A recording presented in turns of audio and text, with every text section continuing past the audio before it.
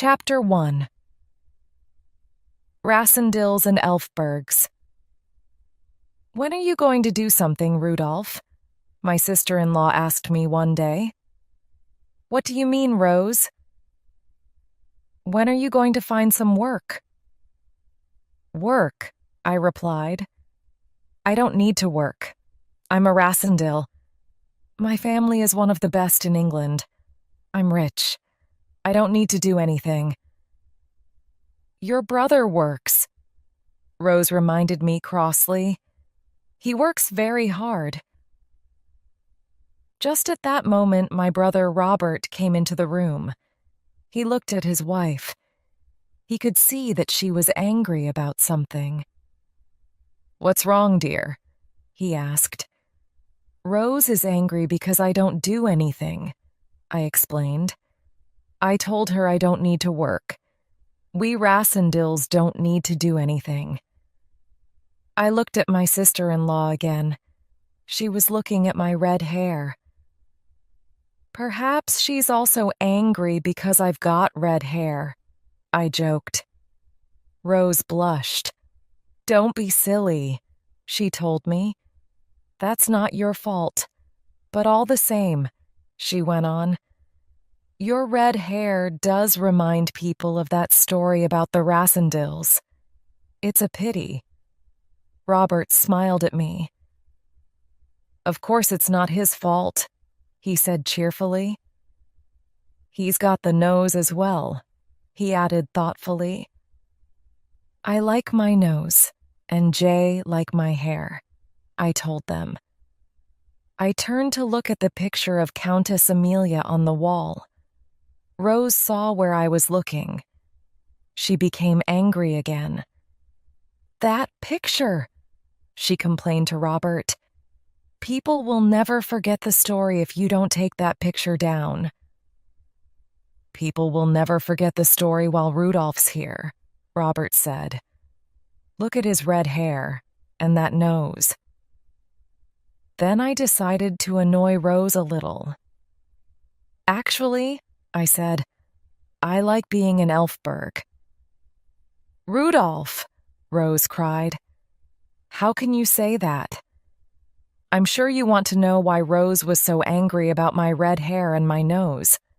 I'll tell you the whole story. We Rassendills are a very old family. Old families have scandals, and we have a very interesting one. It all happened a long time ago, in 1733. The young Prince of Ruritania came to England that year. Prince Rudolph Elfberg was a tall man, and he had red hair and a long nose. He was a dashing figure and was popular everywhere he went. He was a good linguist, he could ride well, and he was an excellent marksman and swordsman. The prince stayed in England for a long time, and then something strange happened. One day he fought a duel with an Englishman.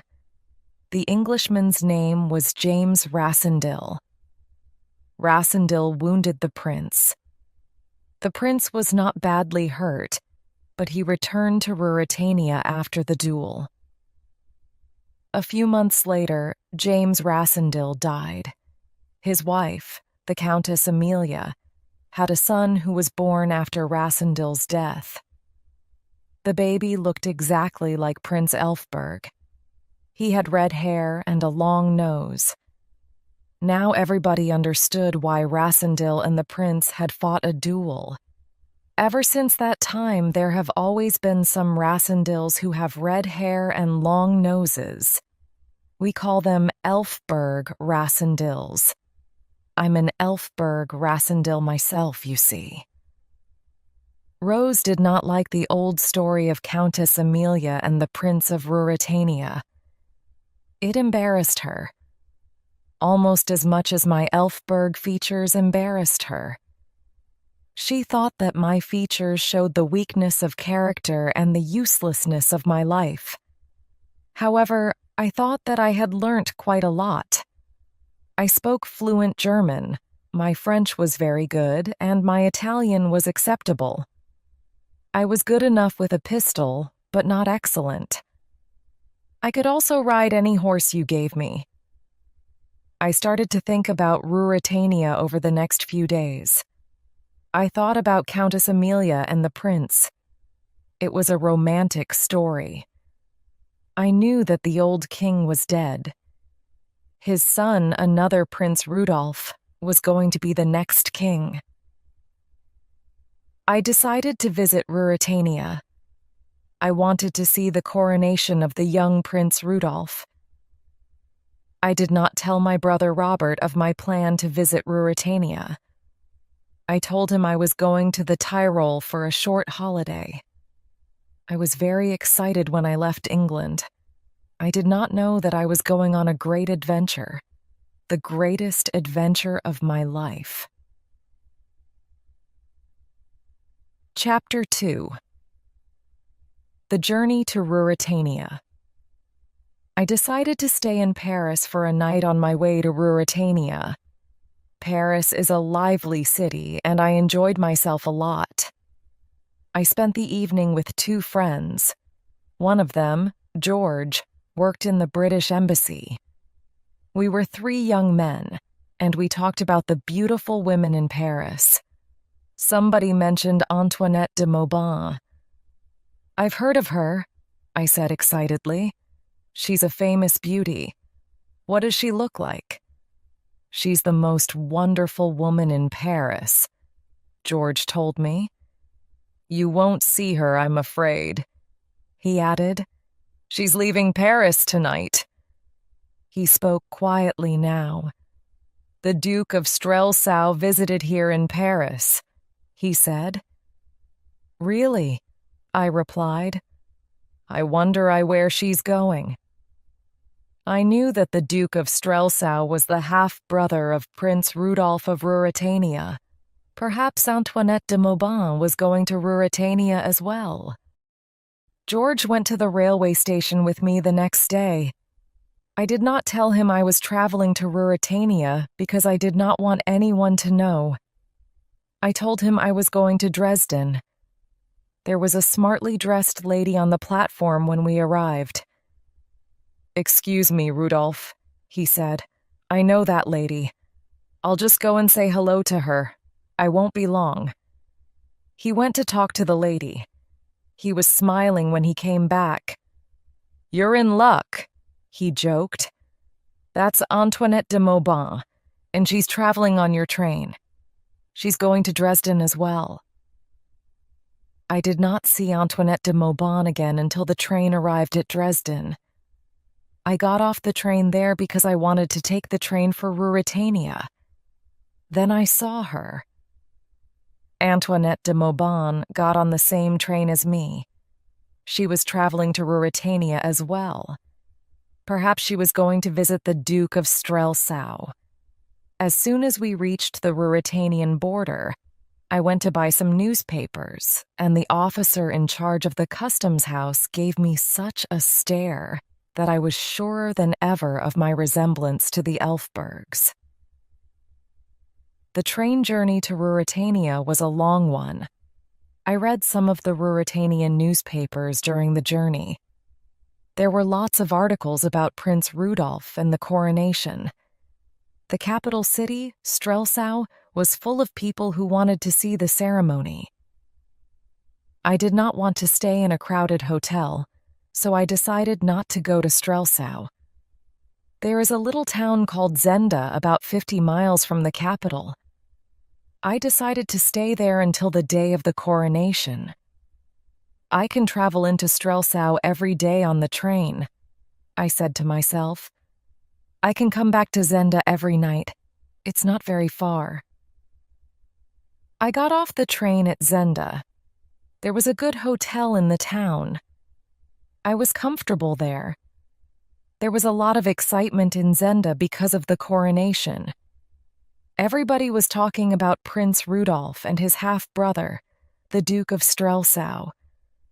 I learned that the Duke owned the castle in Zenda. Everybody spoke very well about the Duke. They made less friendly remarks about Prince Rudolph. He had spent a long time away from the country, and very few people even knew what he looked like.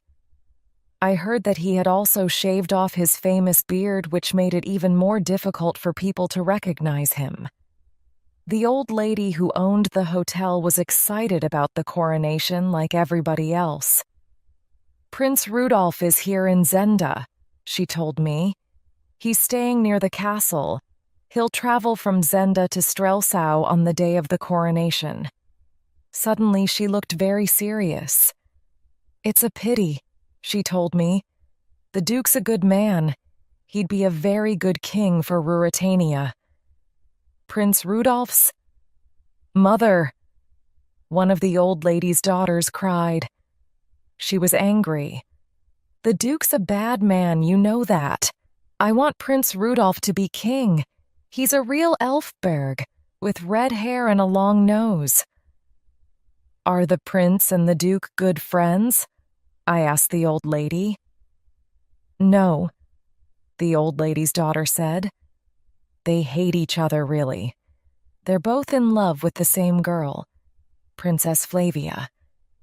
"Be quiet," the old lady commanded her. She turned to me with a smile. "You mustn't take what she says seriously, sir," she told me.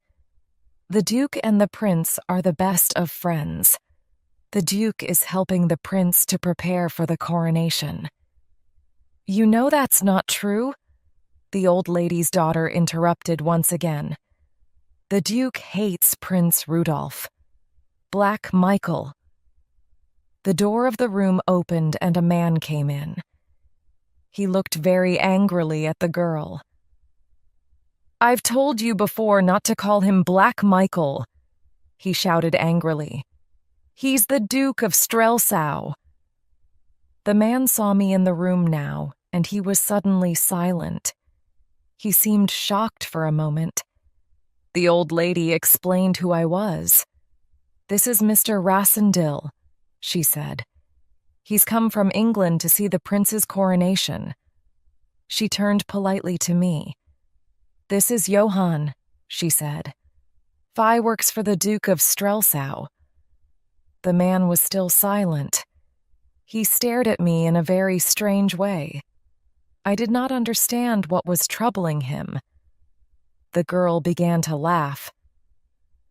"You've got red hair, sir," she said to me. "He doesn't like red hair. It's the prince's color, you see." The man laughed. "I'm sorry, sir," he said. "You look—" He was silent again, and then he said, "You surprised me. I didn't know anyone was staying in the hotel." Chapter 3.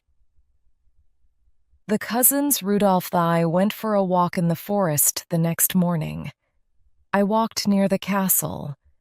The old part was very imposing and still in good condition.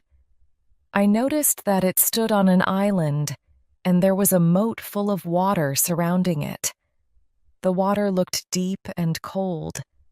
On the other side of the moat, there was an elegant modern chateau, the country home of the Duke of Strelsau. I walked for a long time.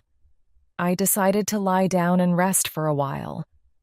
I fell asleep in the forest. I dreamt I was married to Princess Flavia, and we lived in the castle of Zenda. I was about to kiss the princess when I heard someone say, "This man looks just like the prince except for his beard."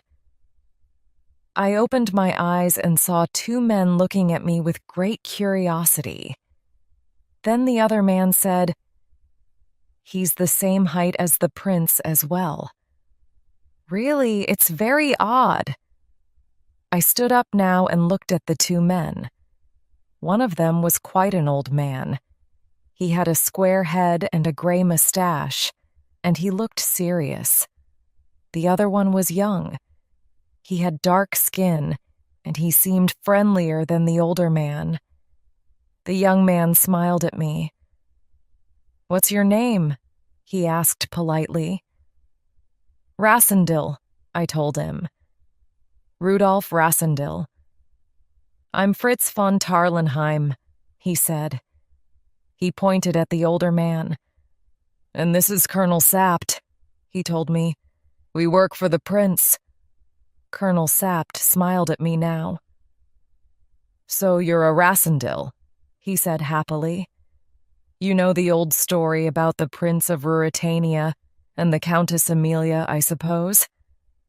I smiled as well. I know the story very well, I told him. There was a noise behind some trees, and a man began to shout, Fritz! Fritz! Where are you? It's the prince, Fritz von Tarlenheim said. He's calling me. Now the man came forward. I looked at him in great surprise. He looked at me in great surprise. Prince Rudolf of Ruritania and Rudolf Rassendil looked the same, except for my beard. I studied the prince carefully. The likeness was remarkable.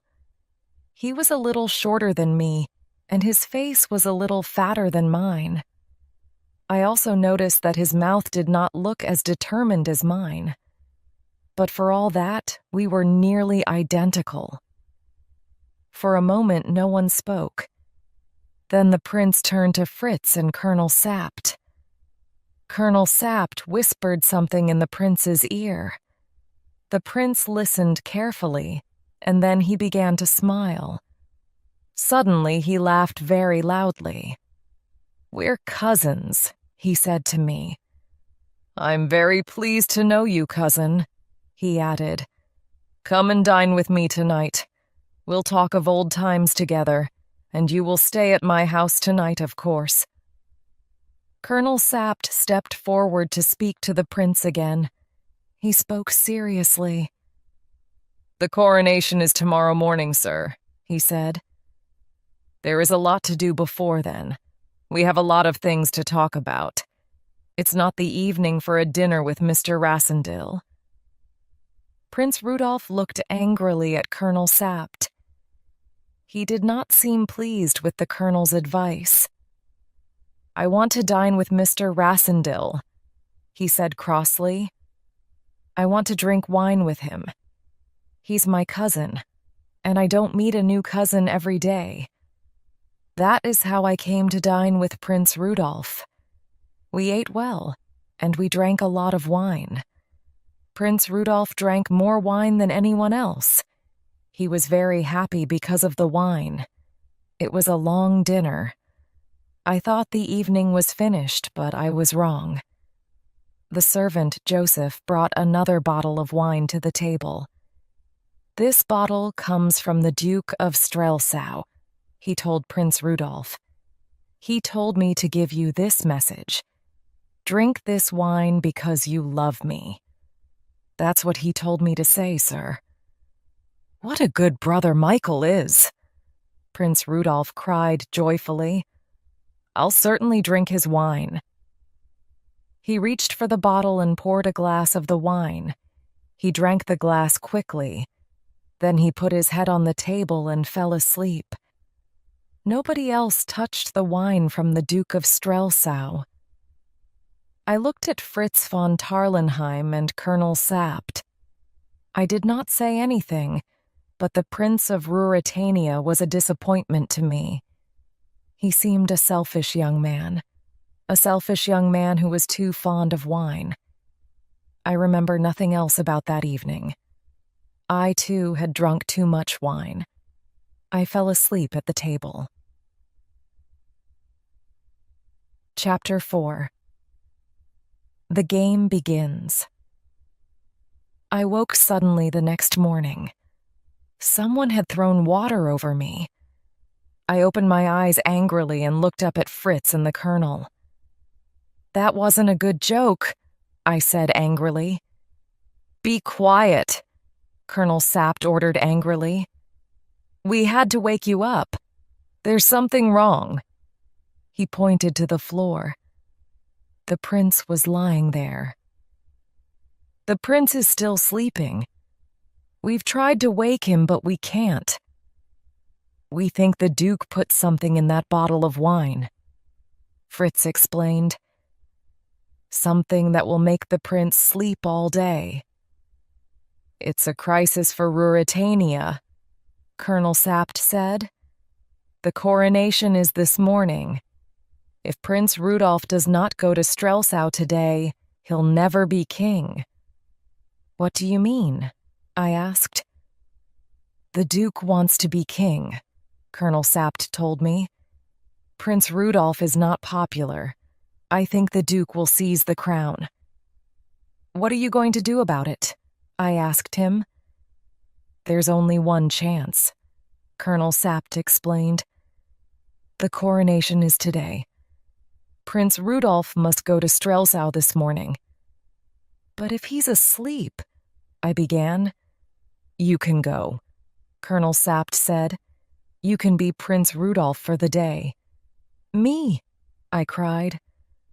But that's ridiculous. I don't know how to behave like a prince. I can't pretend to be the Prince of Ruritania. You look like the prince, except for your beard, Colonel Sapt said slowly.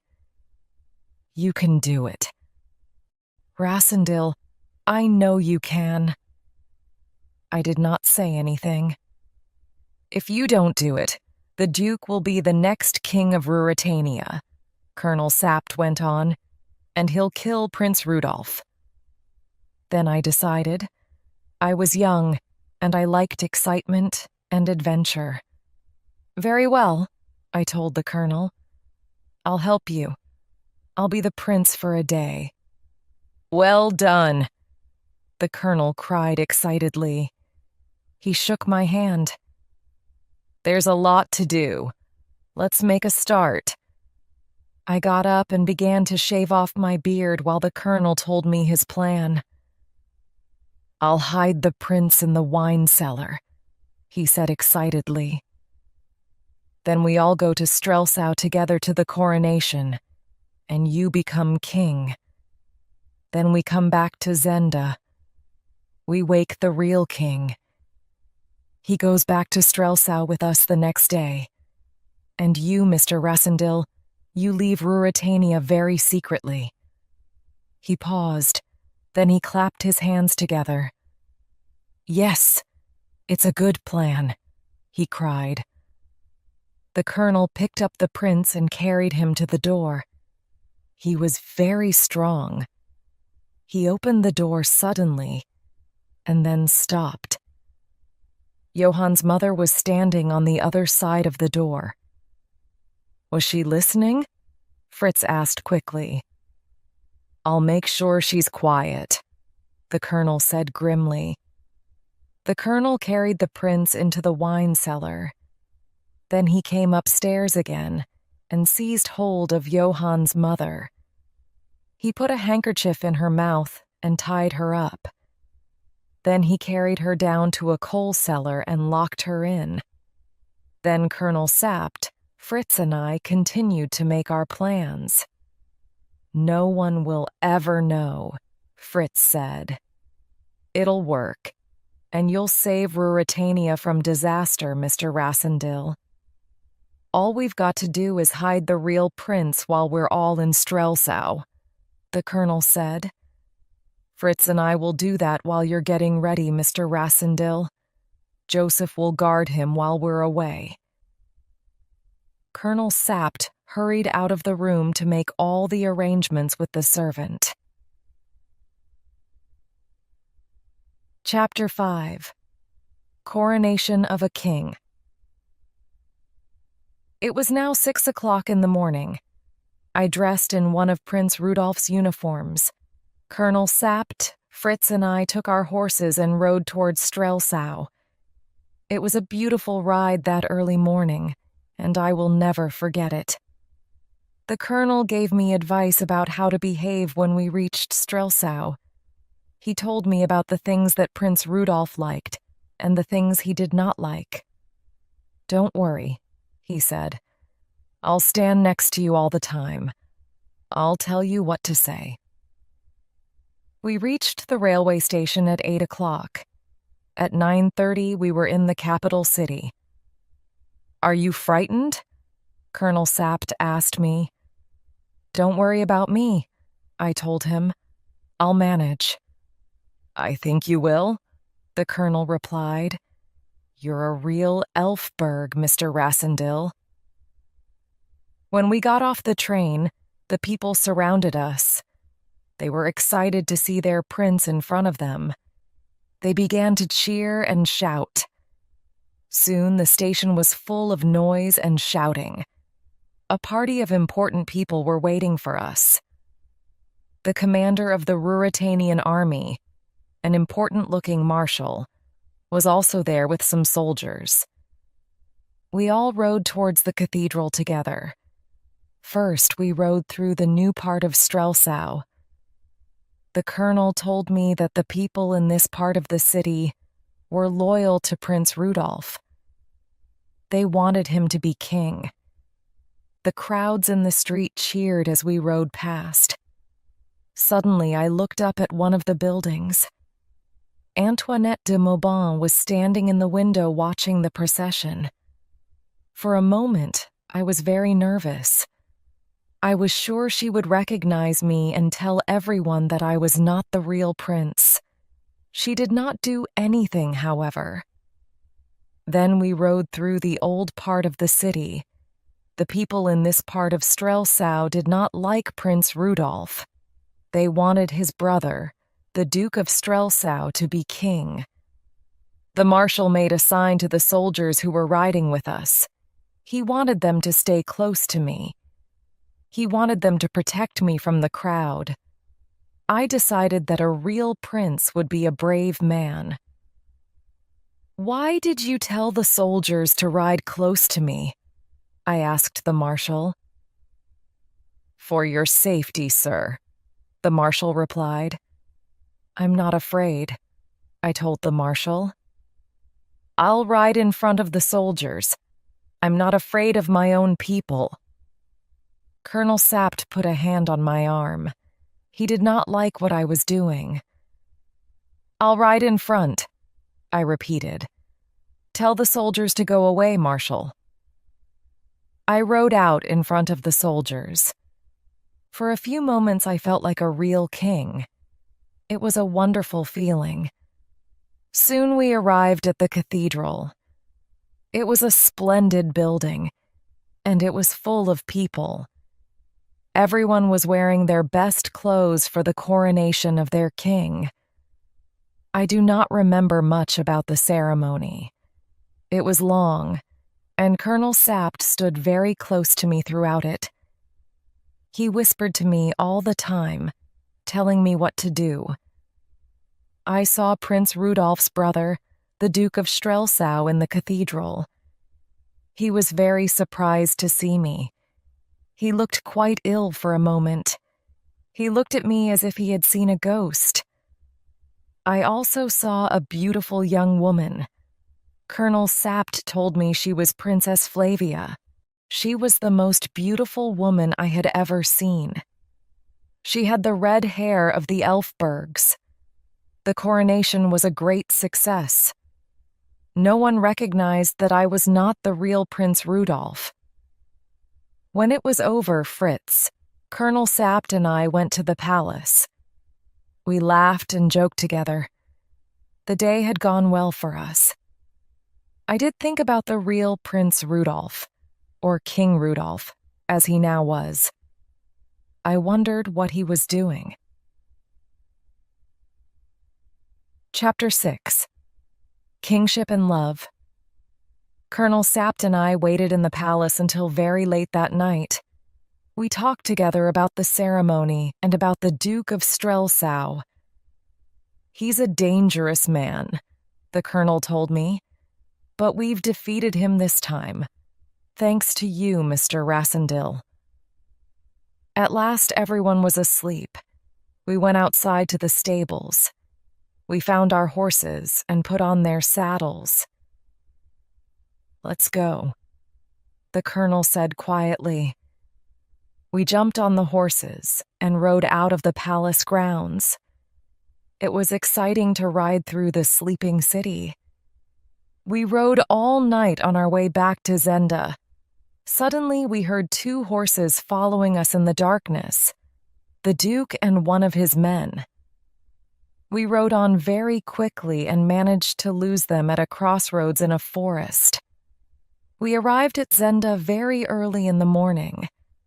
We went straight to the house, and there we found a terrible tragedy. At first, there seemed to be no one in the house.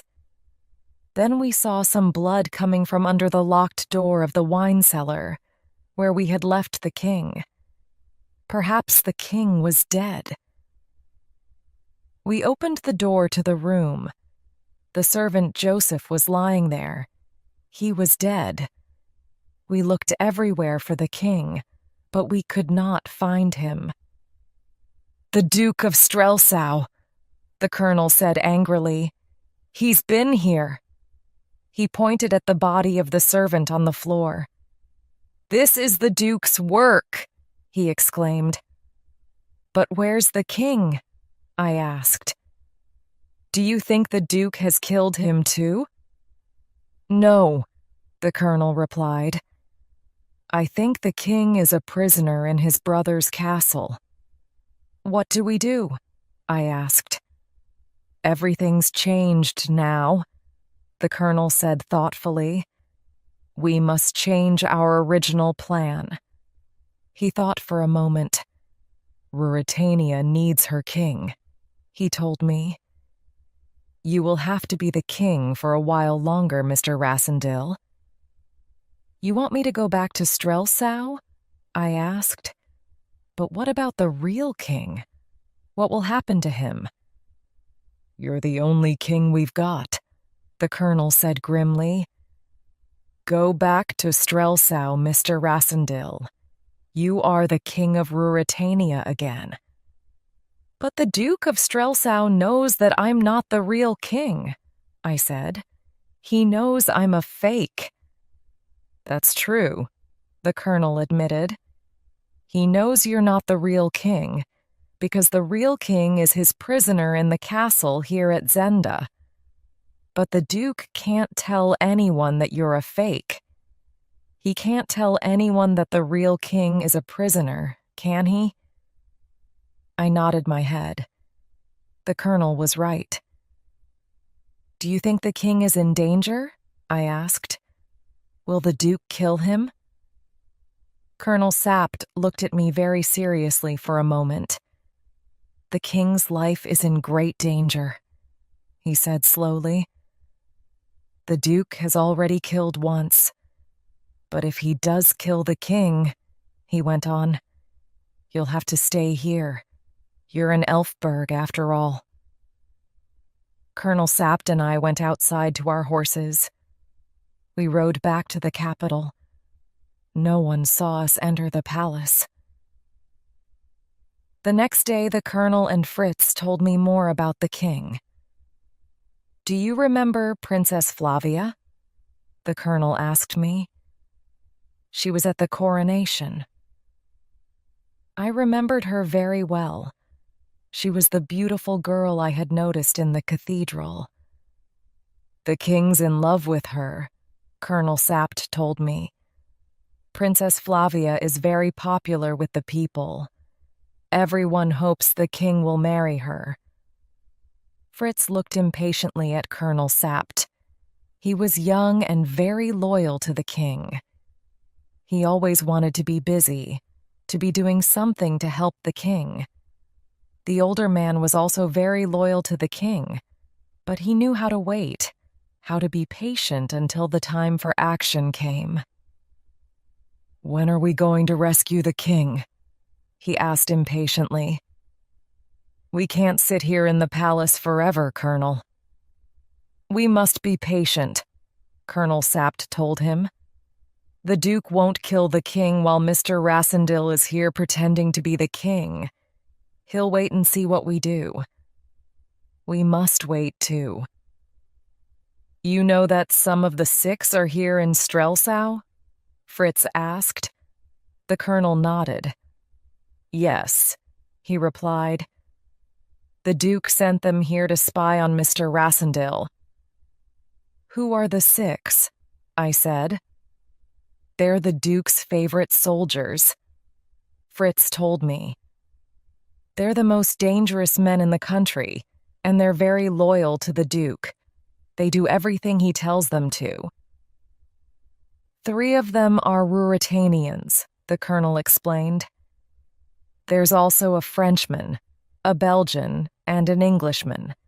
But the most dangerous of the 6 is Rupert Hentzau. The 3 of us talked for a long time.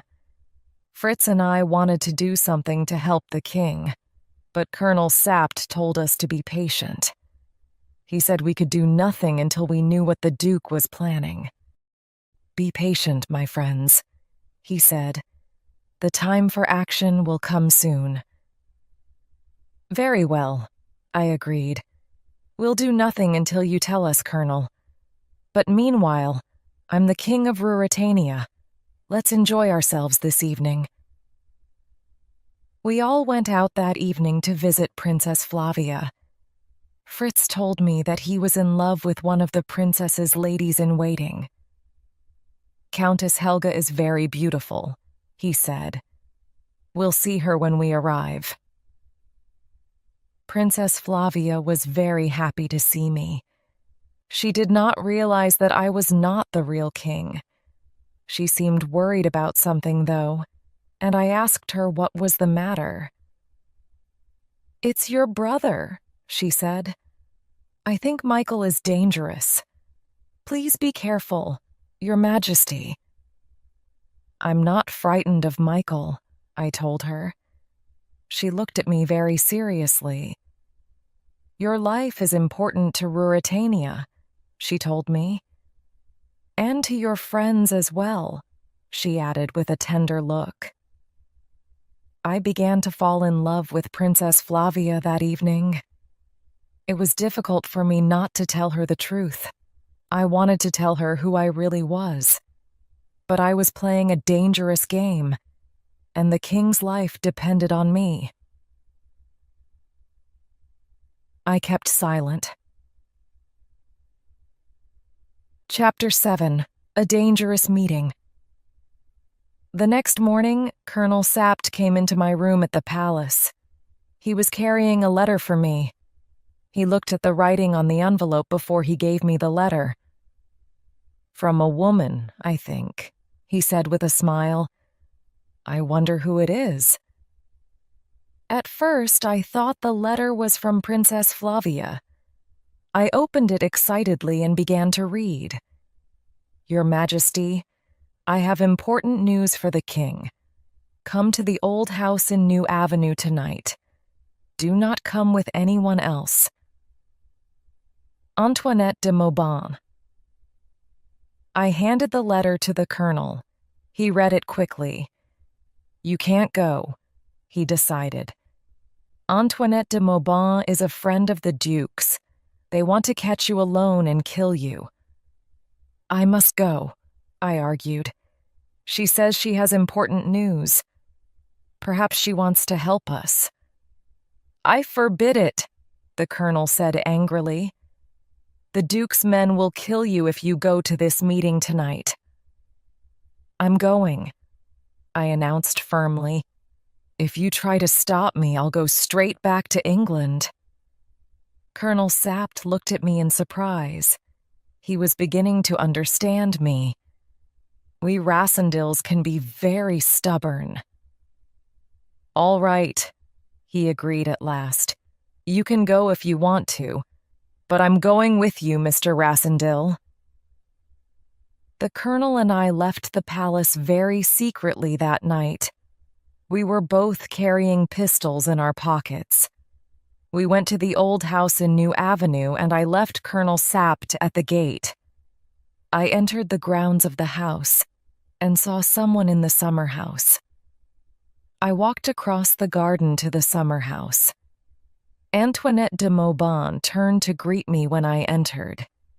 She was very pale and nervous. You're in danger, Mr. Rassendil, she told me quickly. Michael forced me to write that letter to you. I didn't want to do it. His men will be here in a few minutes. They want to kill you. Then they're going to say the king is dead. They'll arrest all your friends, and Michael will be the new king. You must escape from here. Go quickly." I did not move. "Why are you telling me this?" I asked her. "Michael's your friend, isn't he?" She looked at me unhappily. "I love him," she said sadly. "But I know he'll marry Princess Flavia if he becomes king. That's why I'm helping you, Mr. Rassendil." Suddenly, I heard a noise outside in the garden. I turned towards the door of the summer house and locked it. I could see 3 men standing outside in the garden. 3 of the 6. One of them began speaking softly in English. It was the Duke's man, Detchard. "We just want to talk," he said. "We've come from Duke Michael. He wants to make you an offer, Mr. Rassendil." "What kind of an offer?" I asked.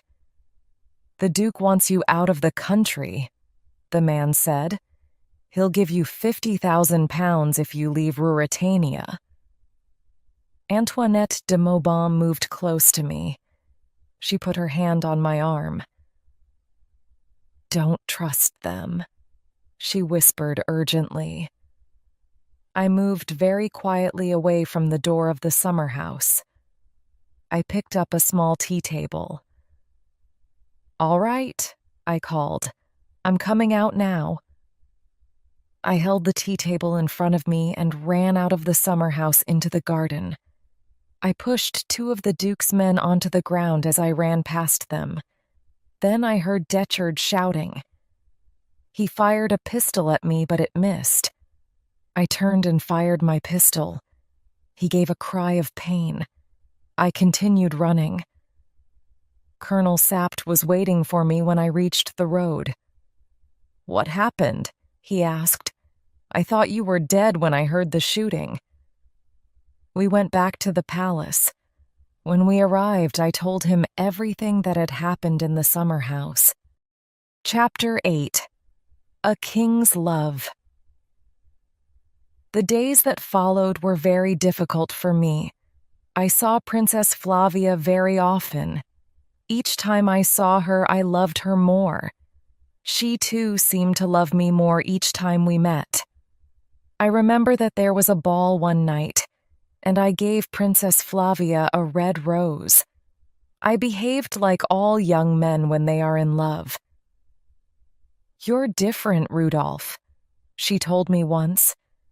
"You changed when you became king. You're a new man." I wanted to tell her who I really was. I wanted to tell her that I was not the king of Ruritania. I wanted her to love Rudolph Rassendil, not the king of Ruritania. Sometimes I imagined the future. Will I always have to pretend to be the king? Will I marry Princess Flavia? Will she become my queen? One day she and I were talking. She said to me, "You are the king. Why can't you be an ordinary man? Then I'd show you how much I love you." "Would you really love me if I were an ordinary man, Princess?" I asked. "Do you love me that much?" "Of course I do," she said. Her words made me very happy. I decided that I could not go on lying to her anymore. I loved her. I wanted to tell her the whole truth about myself and the king of Ruritania. I decided to speak. "Princess," I began, "I want to tell you something. I am—" Just at that moment, the door of the room opened and Colonel Sapt came in. He looked angrily at me. "Forgive me, sir," he said. "I need to talk to you about something important." "One moment, Princess," I said. I left the room and followed Colonel Sapt. He was furious with me. "I heard everything you said," he told me. You were going to tell her the truth. Be careful, he warned me. The king's life is in your hands, Mr. Rassendyll. Princess Flavia was not the only person who liked the new king. The people seemed happy with me as well. I was becoming popular as the king of Ruritania. I spoke about this to Colonel Sapt one evening when we were alone together. You know, Colonel, I said, I'm a good king. The people like me. I could stay here and pretend to be the king forever. No one could stop me. The colonel smiled. It's true, he agreed. No one could stop you. But I know you're a man of honor, Mr. Rassendyll. I know you'll help us to find the real king. And then you'll have to leave the country. There can't be two Rudolphs in Ruritania. I sighed deeply. The colonel was right. I promise to help the king, I said, and I will help him. I'll help him even if the real king marries Princess Flavia? The colonel asked gently. Even that, I replied. The princess will marry the king. It's her duty, Colonel. You know that. Chapter 9. Return to Zenda. At last, Colonel Sapt decided that the time was right for rescuing the real king. We'll go to Zenda together, the colonel explained. We'll tell everyone that we're going hunting there. No one will suspect anything. We took 10 soldiers with us. The soldiers did not know the real truth. They thought I was the king. The colonel told them I was in danger. He said someone had tried to kill me in the summer house in New Avenue. We stayed in Zenda for a few days while the colonel made his plans to get inside the castle. One afternoon I was sitting in the garden of the house when Rupert Hentzau rode up to the house. He waved at me and smiled cheerfully. Then he got down from his horse and came into the garden. I've come with another offer from the Duke, he said. I don't want to hear it, I told him. The Duke will give you 1 million crowns if you leave Ruritania, Rupert said. What do you say? No, I replied coldly. I thought you'd say that, Rupert told me with a smile. I told the Duke it was no good. You're a gentleman, Mr. Rassendyll, but you're a fool as well. I said nothing, and we looked at each other for a few minutes in silence. Then Rupert spoke again. Listen to me, he said. You could really be the king of Ruritania, if you want. My friends and I will help you. Being king is fun, isn't it, Mr. Rassendyll? And the king will marry Princess Flavia. Won't lie? I still said nothing. We'll help you, and you help us, he went on. I want to be the Duke of Strelso. I like the Duke's castle, and I like his lady as well. He laughed. Antoinette de Maubant's a beauty. No, I said again. I promised to help the king, and I'll keep my promise.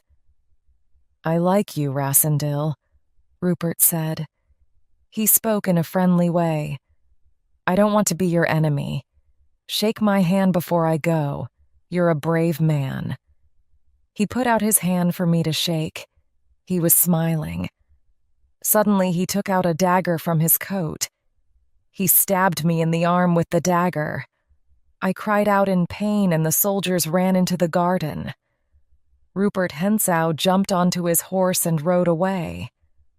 The soldiers carried me into the house and put me to bed. My arm was very painful. That evening, Fritz came to the house to see me. He brought someone with him. I recognized Johann, the old man from the hotel in Zenda. I remembered that Johann worked for the Duke of Strelsau. The three of us talked together, and Johann agreed to work with us. He knew the king was a prisoner in the castle. He was afraid of the Duke, he told us. Johann told us that the king was still alive, but he was very ill. He'll die soon, Johann told us. There are 2 secret rooms in the castle, he explained. They're holding the king in one of the rooms. 2 members of the 6 are in the other room. The Duke has told them to kill the king if anyone tries to rescue him. What will they do with the king's body? I asked him. If they kill him, we'll find his body. Everybody will know the Duke's a murderer then. They've got a plan, Johann told me. There's a metal pipe that goes from the room where they're keeping him down into the moat. When they kill the king, they're going to throw the body into the castle moat. The Duke's men will slide down the pipe into the moat and swim away. There'll be no evidence of the murder. No one will ever find the king's body. I knew that we had to do something to save the king. Suddenly, I had an idea. Listen, Johann, I said. I want you to help us to enter the castle. Will you do that? Yes, sir, the old man replied. Good, I said. Open the castle gate tomorrow night at 2 o'clock. What do I do then? The old man asked nervously. Nothing, I told him. Open the castle gate, and then go away. Leave the castle. Very well, he agreed. I'll do it.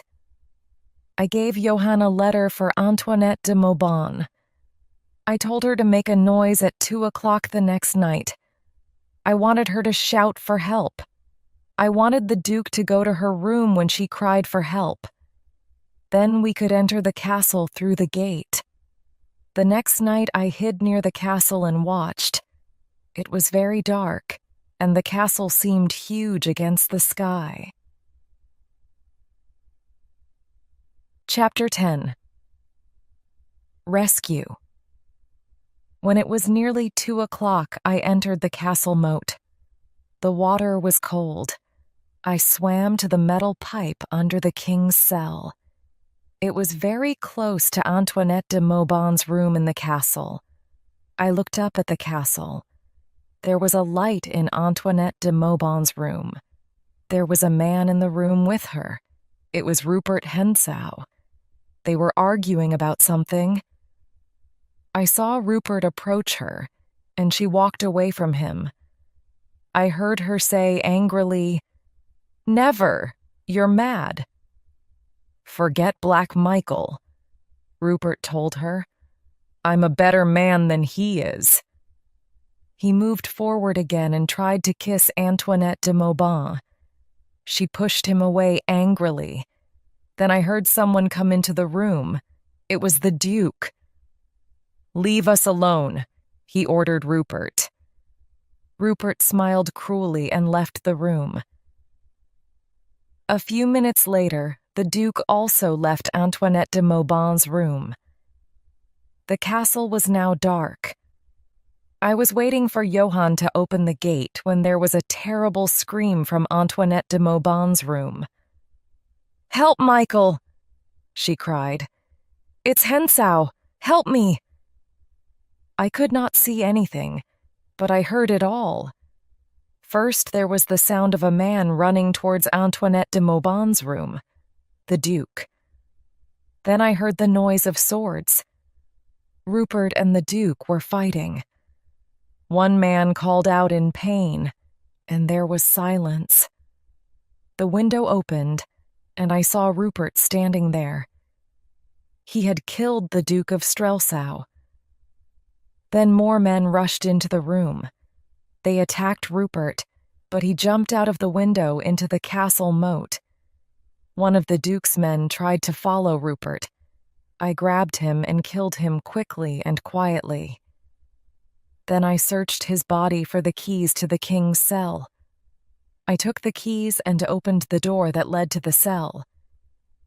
I was now outside the king's cell. There were 2 men with the king. They thought I was a friend. They opened the cell door. I ran in and attacked them. I killed one of them immediately. The other man, Detchard, ran towards the king with his sword. The king was weak and ill, and he stood in one corner of the cell. I attacked Detchard before he could kill the king. He was a good swordsman, and we fought for a long time down there in the dark cell. Detchard was stronger than me, and I was in great danger. Suddenly the king recognized who I was.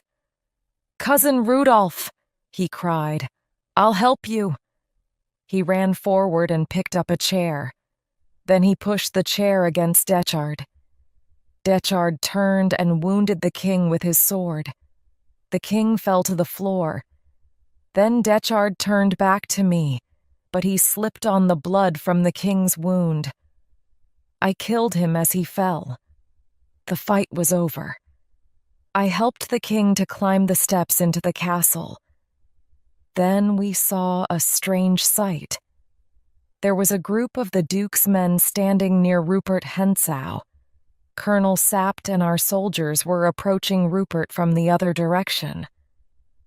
Rupert looked at both groups of enemies and smiled. He did not seem afraid of danger. Then I saw Antoinette de Mauban. She was standing in a door of the castle, and she was pointing a pistol at Rupert.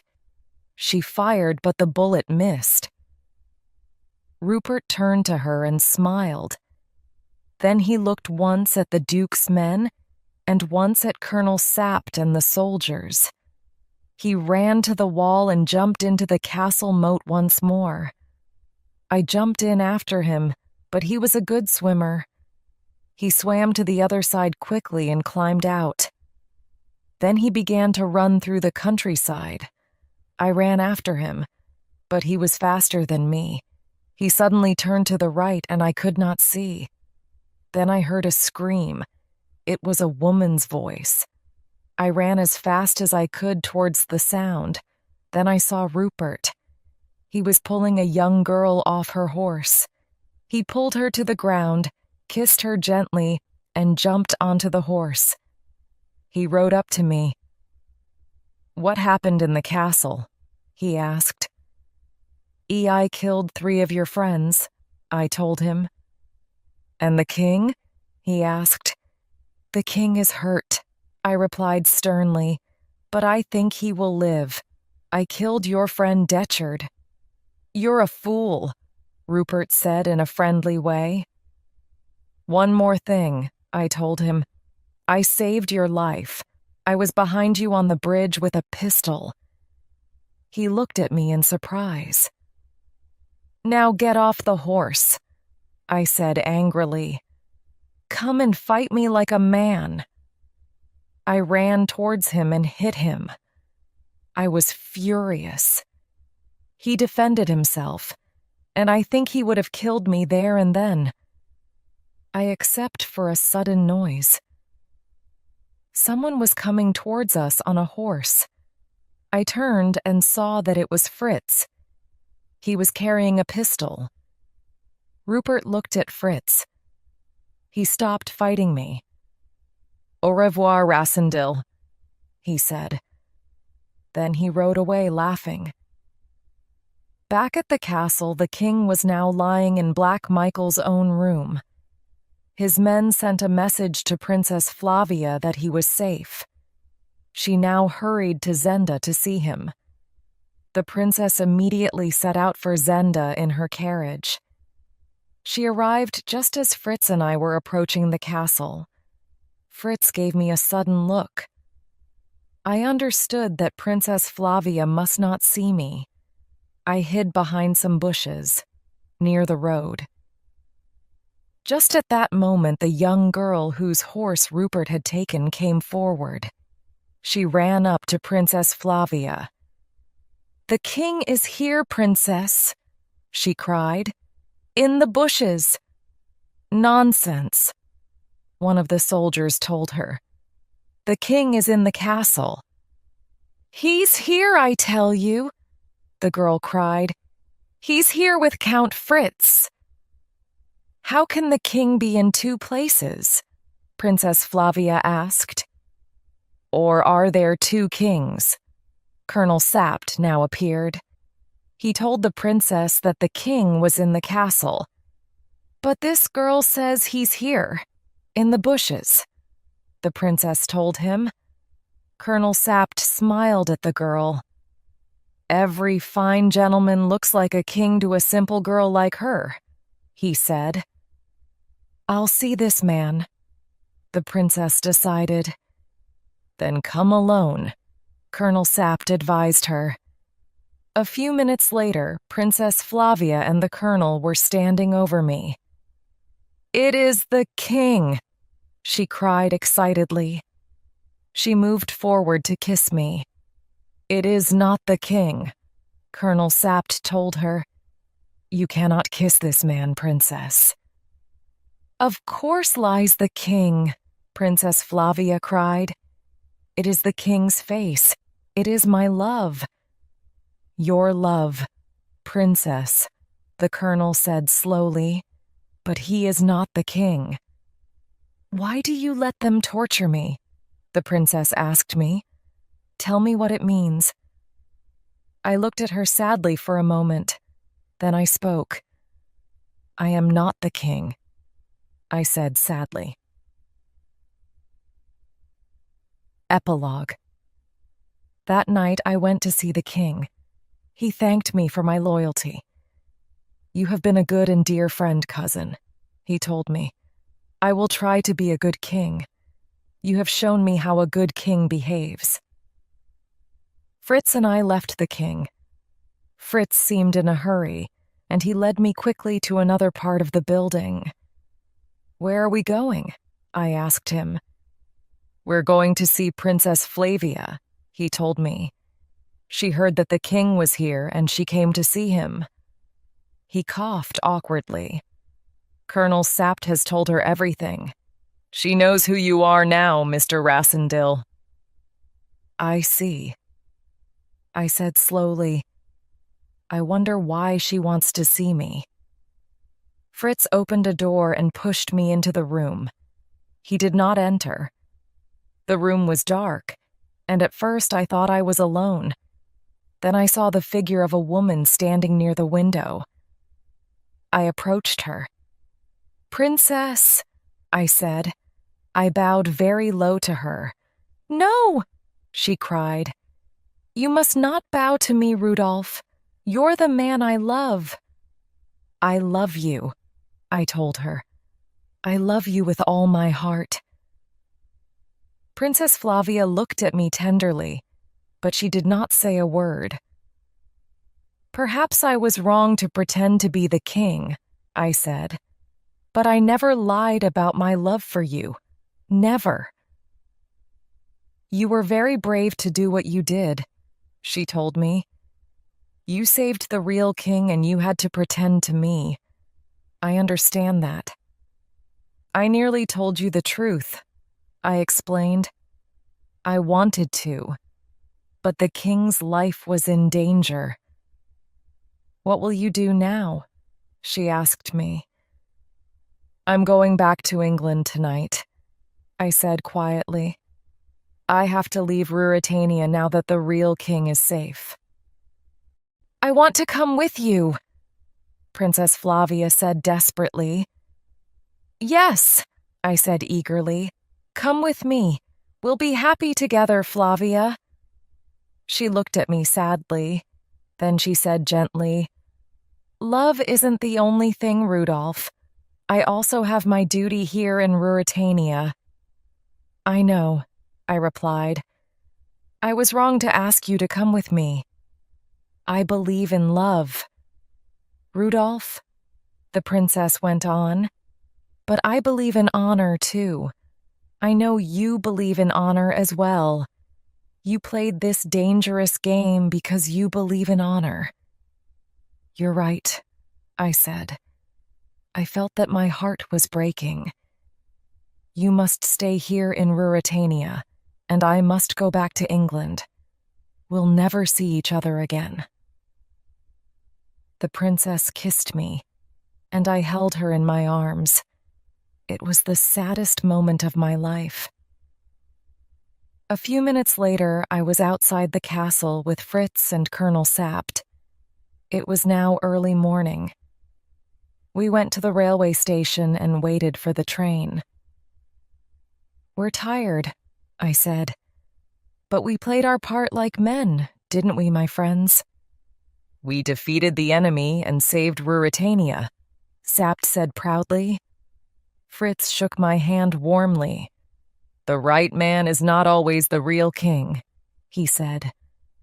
Soon the train arrived, and I found myself an empty carriage.